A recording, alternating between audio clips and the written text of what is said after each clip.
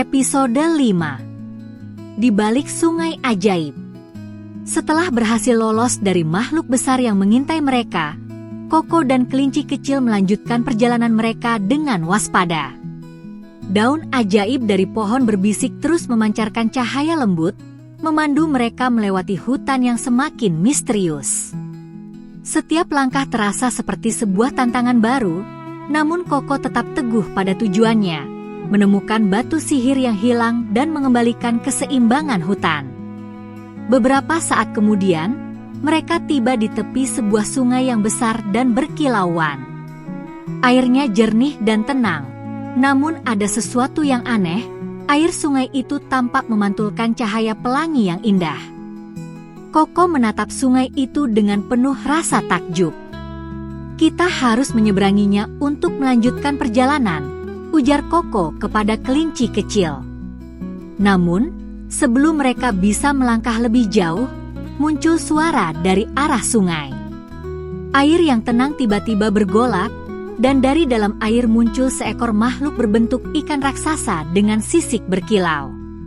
Ikan itu berbicara dengan suara rendah dan dalam, "Siapa kalian yang berani mendekati sungai ajaib ini?"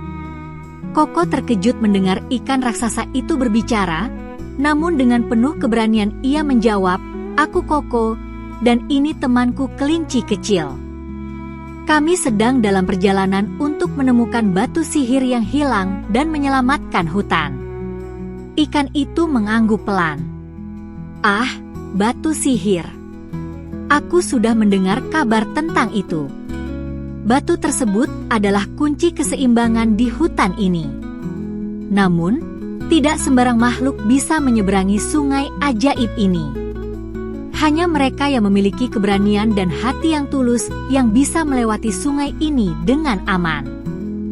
Koko menatap ikan itu dengan serius. "Aku siap. Aku akan melakukan apapun yang diperlukan." Ikan raksasa itu tersenyum tipis. "Baiklah, Koko. Sebelum kau menyeberang, ada satu hal yang harus kau buktikan, keberanianmu menghadapi ketakutan terbesarmu. Sungai ini tidak hanya menguji kekuatan fisik, tetapi juga hatimu. Jika kau ragu, sungai ini akan menelanmu." Koko merasa jantungnya berdegup lebih kencang. Ia tidak tahu apa ketakutan terbesarnya, namun ia tahu bahwa ia harus terus maju demi hutan dan teman-temannya. "Aku siap," ujar Koko dengan tegas. Ikan raksasa itu mengangguk lagi, lalu perlahan tenggelam kembali ke dalam air. Sungai kembali tenang, dan Koko tahu saatnya telah tiba. Dengan langkah mantap, ia mulai melangkah ke dalam sungai, diikuti oleh kelinci kecil yang melompat-lompat dengan hati-hati di belakangnya. Namun, ketika Koko baru sampai di tengah sungai, air yang tadinya tenang tiba-tiba berubah. Sungai yang jernih menjadi gelap dan dalam. Koko melihat bayangan-bayangan muncul di sekelilingnya. Bayangan itu mengambil berbagai bentuk, mulai dari makhluk-makhluk hutan yang menyeramkan hingga hal-hal yang Koko belum pernah lihat sebelumnya.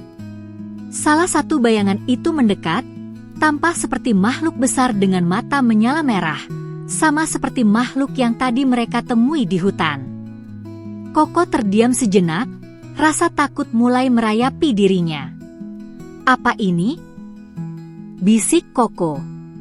Bayangan itu berbicara dengan suara yang menggelegar, "Kau tidak bisa menyelamatkan hutan. Kau akan gagal. Hutan ini sudah hancur, dan kau tidak cukup kuat untuk mengubahnya." Koko mundur selangkah, namun kemudian ia mengingat kata-kata burung hantu dan pohon berbisik. "Ini hanyalah bayangan. Aku tidak akan menyerah pada rasa takut," pikir Koko. Dengan tekad yang kuat, Koko berkata, "Aku mungkin kecil, tapi aku punya teman, dan aku punya keberanian. Aku tidak akan gagal." Dengan itu, bayangan itu perlahan memudar, digantikan oleh cahaya lembut yang datang dari dalam dirinya sendiri. Sungai pun kembali jernih, dan Koko serta kelinci kecil berhasil menyeberangi sungai tanpa hambatan lagi. Sesampainya di seberang, Koko menoleh ke belakang dan melihat sungai ajaib telah kembali tenang. Ikan raksasa muncul sekali lagi, kali ini dengan senyum yang lebih ramah. "Kau berhasil, Koko. Kau sudah menunjukkan keberanianmu. Lanjutkan perjalananmu. Di depan, jalan menuju batu sihir sudah menantimu." Koko mengangguk penuh rasa syukur. "Terima kasih, Tuan Ikan. Kami akan melanjutkan perjalanan kami." Dengan semangat yang semakin membara, Koko dan kelinci kecil melanjutkan perjalanan mereka. Jalan di depan semakin menantang, namun Koko tahu bahwa mereka sudah semakin dekat dengan tujuan mereka. Di kejauhan, tampak cahaya yang berkilauan, cahaya yang mungkin menunjukkan keberadaan batu sihir yang telah lama hilang. Terus ikuti kisah mereka di bagian selanjutnya.